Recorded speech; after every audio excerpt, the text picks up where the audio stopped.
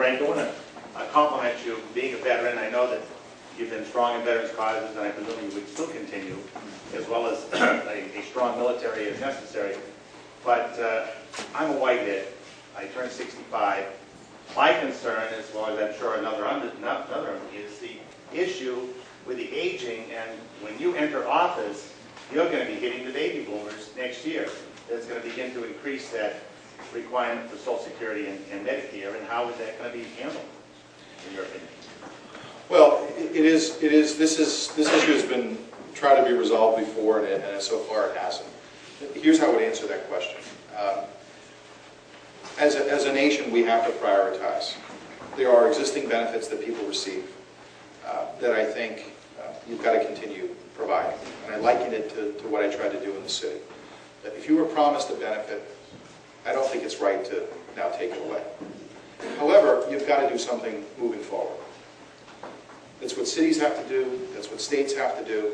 And pension reform is a tremendously challenging issue.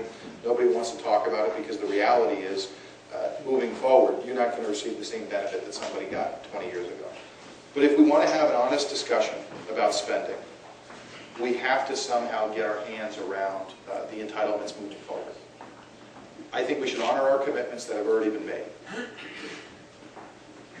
Put that aside and start with a new proposal, a new plan going forward, and try to figure out what's fair and what the country can afford.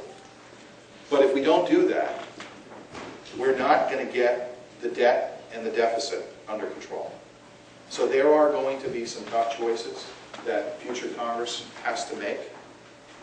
But I will tell you what, they should be informed decisions. They should be decisions that are done openly and honestly. And there should be input from the public. And that's not what is happening today on health care. And I would submit and commit that any future approach to trying to rein in the costs of those entitlements would have to be done openly, publicly, and have a spirited debate. And it would be. It would be. But to be honest, listen, I'm one of those individuals that's paying into a system that I don't think is going to exist by the time I retire. Honestly, if you gave me a choice, let me take my own money and deal with my own investments for retirement. That's been talked about in the past, and obviously people didn't necessarily support it, but we have to have an honest discussion moving forward about how to address those entitlements. Because without a discussion on it, you're going to see the spending continue, you're going to see the deficits continue.